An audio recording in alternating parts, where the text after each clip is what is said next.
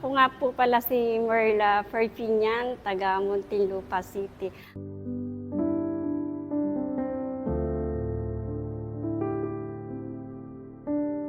Nagsimula po akong mag-member dito 2011 po.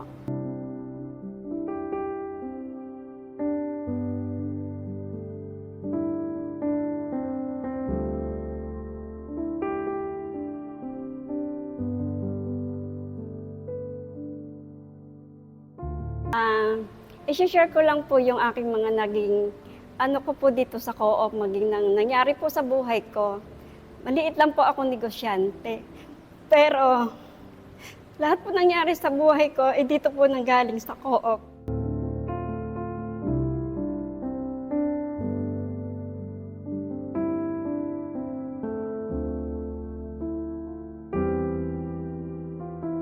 Nagkaroon po ako dito ng, unahin ko muna po yung ang mga anak ko po, halos dito po lang galing lahat ang pinagpaaral ko sa co-op. Nakatapos na po sila.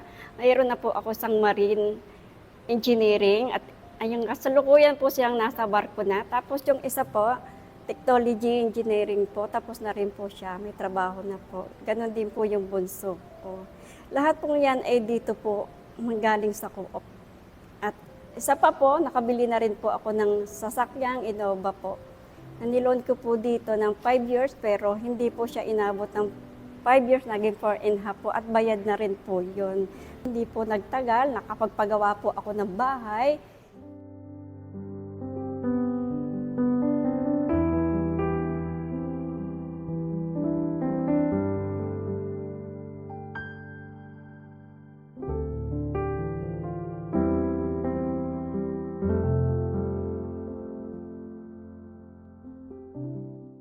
Kung wala po yung co-op, ewan ko lang po kung sa baka po tatanda ako nga ngayon. Wala po ako masasabi sa aking buhay. At ayun po, marami na rin po ako, nakabili rin po ako ng 600 square meter na lupa. Tapos meron na rin po akong babuyan ngayon.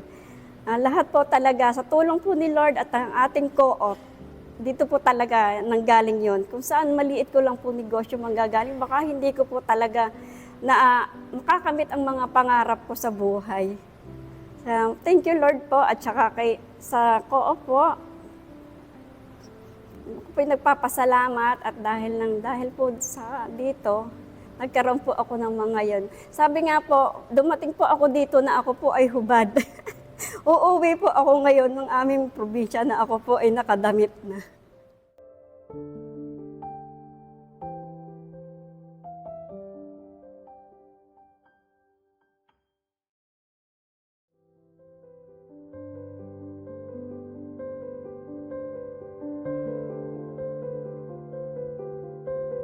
Ako nga pala si Brother Henry Cabigas na nakatira dito sa Type B, Poblacion Muntinlupa City.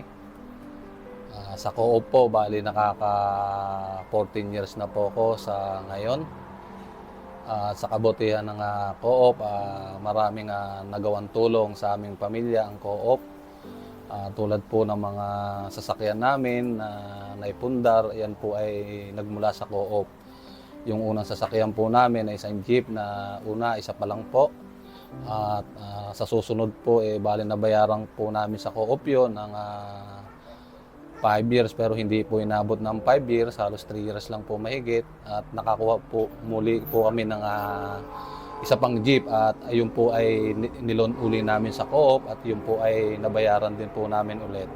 At sa ngayon, yung balance ko po naman dun sa van, yun din po ay nilon ko po sa co-op at ayun po yung naging daan kung bakit guminhawa po yung buhay namin sa tulong po ng co-op.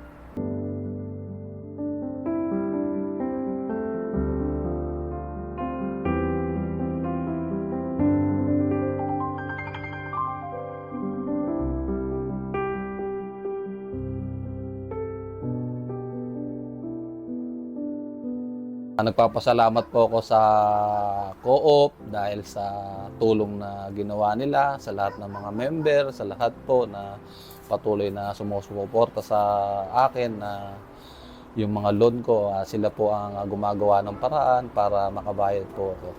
At maraming salamat po sa mga nangangasiwa po ng co-op. Naway patuloy pong pagpalain tong co-op na to. Naway marami pang mga matulungan na nangangailangan na member at saka yung magiging bagong member.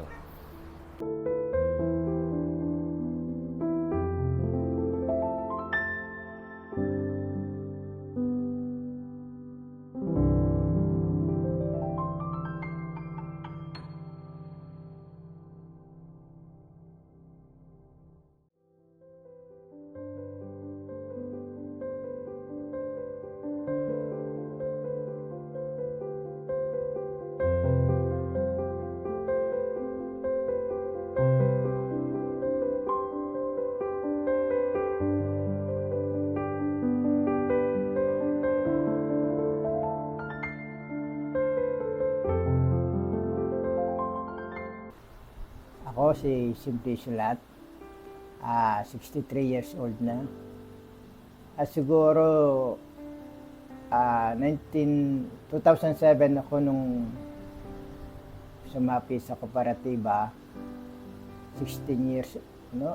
Mga 16 years old na akong nasapi hanggang sa ngayon.